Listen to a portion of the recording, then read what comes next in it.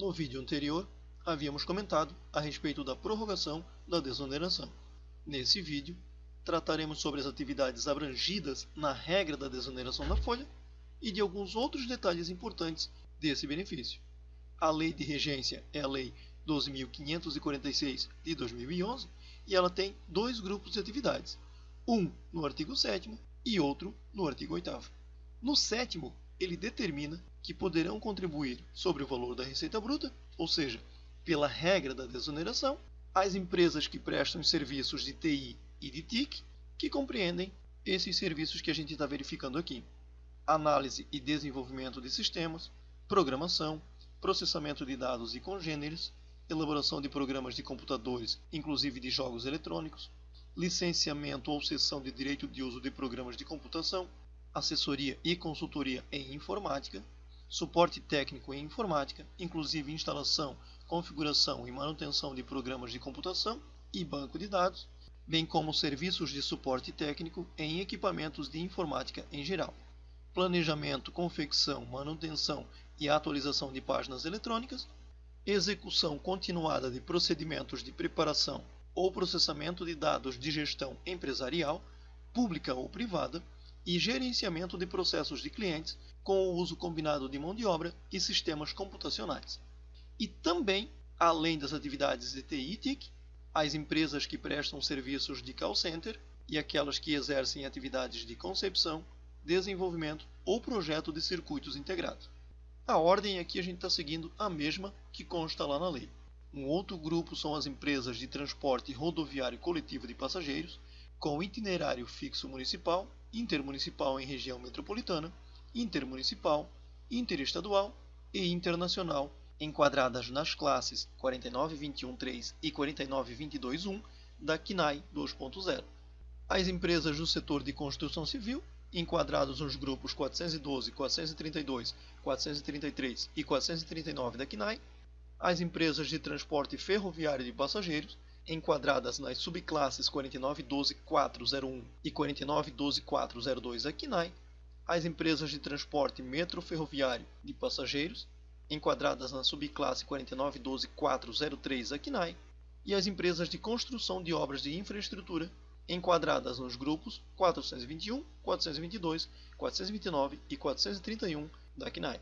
Essa regra da desoneração das empresas acima não se aplica a empresas que exerçam as atividades de representante, distribuidor ou revendedor de programas de computador, cuja receita bruta decorrente dessas atividades seja igual ou superior a 95% da receita bruta total. Então, nesse caso aqui, se essas atividades que a gente mencionou por último representarem 95% ou mais que 95% da receita bruta total, não vai se aplicar a regra da desoneração da folha, especificamente para essas atividades que a gente citou aqui. Nesse caso aqui do artigo 7º, a alíquota da contribuição sobre a receita bruta será de 4,5%, exceto para as empresas de call center, cuja alíquota vai ser de 3%, e para as empresas identificadas nos itens 3, 5 e 6, as empresas de transporte, que contribuirão a alíquota de 2%.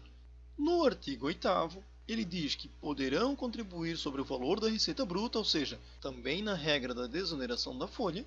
e aqui também a gente segue a ordem tanto dos itens quanto das letras, conforme consta lá na lei, e isso para as seguintes empresas: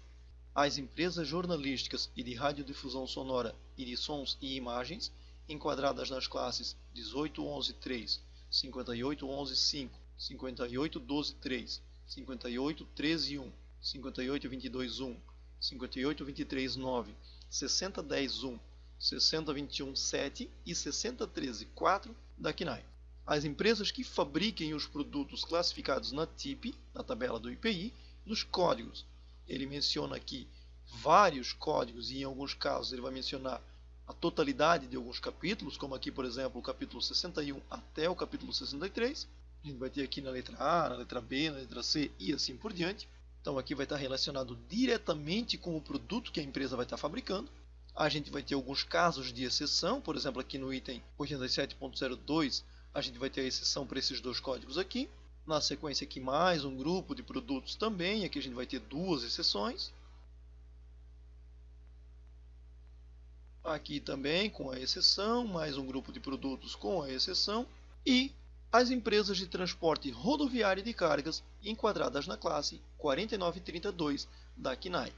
Essa regra da desoneração do artigo 8º não se aplica a empresas que se dediquem a outras atividades além das previstas, além dessas que a gente mencionou, cuja receita bruta decorrente dessas outras atividades seja igual ou superior a 95% da receita bruta total. Ou seja, se as atividades desoneradas representem 5% ou menos da receita bruta total, não vai ter desoneração. A alíquota da contribuição sobre a receita bruta aqui no artigo 8º vai ser de 2,5%, exceto para as empresas referidas nos itens 6 e 9, ou seja, a questão aqui das jornalísticas e de radiodifusão, e também aqui no item 9, que são as de transporte rodoviário de cargas. E ainda, para as empresas que fabricam os produtos classificados na TIP nos códigos 630900, 6401 a 6406 e 8702, exceto 8702/9010, que contribuirão à alíquota de 1,5%.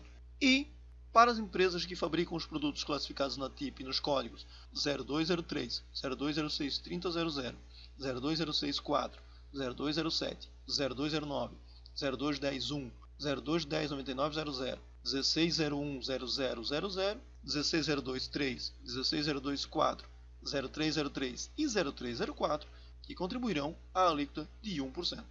Na sequência, a gente tem algumas regras que se aplicam tanto para o artigo 7º quanto para o artigo 8º. A primeira delas é a regra da proporcionalidade. Então, no caso de empresas que se dedicam a outras atividades além das previstas na desoneração da folha, o cálculo da contribuição para o INSS obedecerá ao disposto na regra da desoneração quanto à parcela da receita bruta correspondente às atividades desoneradas. Então, aquelas atividades que estão na desoneração, obviamente, vão contribuir em cima da receita bruta, e ao disposto no artigo 22 da Lei 8.212 de 91, que é o dispositivo que trata do INSS sobre a folha, reduzindo-se o valor da contribuição dos incisos 1º e 3º do caput desse artigo 22 ao percentual resultante da razão entre a receita bruta de atividades não relacionadas aos serviços de que tratam o caput do artigo 7º da Lei da Desoneração, ou a fabricação dos produtos de que tratam os incisos 7º e 8º do caput do artigo 8º da Lei da Desoneração, que a gente comentou anteriormente, e a receita bruta total. O que quer dizer essa regra aqui da proporcionalidade? A empresa vai fazer o cálculo do INSS sobre a folha de pagamentos, vai calcular isso normalmente e vai fazer a relação percentual entre o faturamento das atividades não desoneradas e a receita bruta total. Esse percentual ela vai aplicar sobre o valor que resultou do INSS sobre a folha. Então vamos supor que ela tenha feito o cálculo do INSS sobre a folha e tenha dado R$10.000 a pagar. E ela fez a relação percentual das atividades que não são desoneradas e ela chegou no percentual de 20% de atividades não desoneradas. Ela vai aplicar esses 20% sobre os 10.000, vai resultar em R$2.000 a pagar sobre a folha de pagamentos, além do que ela calculou sobre a desoneração, sobre a receita bruta da empresa. Ela vai fazer esses dois cálculos, uma parcela sobre a receita bruta desonerada e uma parcela proporcional sobre a parte não desonerada que vai incidir sobre a folha de pagamento.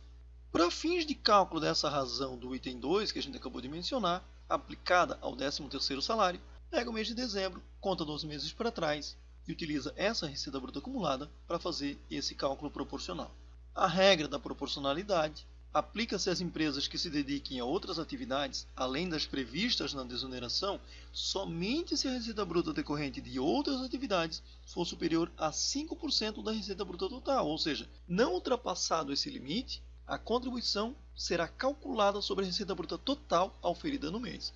Aqui uma outra informação importante, no sentido de que as empresas para as quais a substituição da contribuição previdenciária sobre a folha de pagamento pela contribuição sobre a receita bruta estiver vinculada ao seu enquadramento no CNAE, algumas atividades que a gente citou anteriormente que estão vinculadas ao enquadramento no CNAE, elas vão considerar apenas o CNAE relativo à sua atividade principal, assim considerada aquela de maior receita auferida ou esperada, não sendo aplicado nesses casos a regra da proporcionalidade que a gente acabou de mencionar. Então, nesse sentido, a base de cálculo da contribuição será a receita bruta da empresa relativa a todas as suas atividades. Não vai ter a regra proporcional. Para as empresas de construção, a opção dar-se-á por obra de construção civil e vai ser manifestada mediante o pagamento da contribuição incidente sobre a receita bruta relativa à competência de cadastro no SEI ou a primeira competência subsequente para a qual haja receita bruta apurada para a obra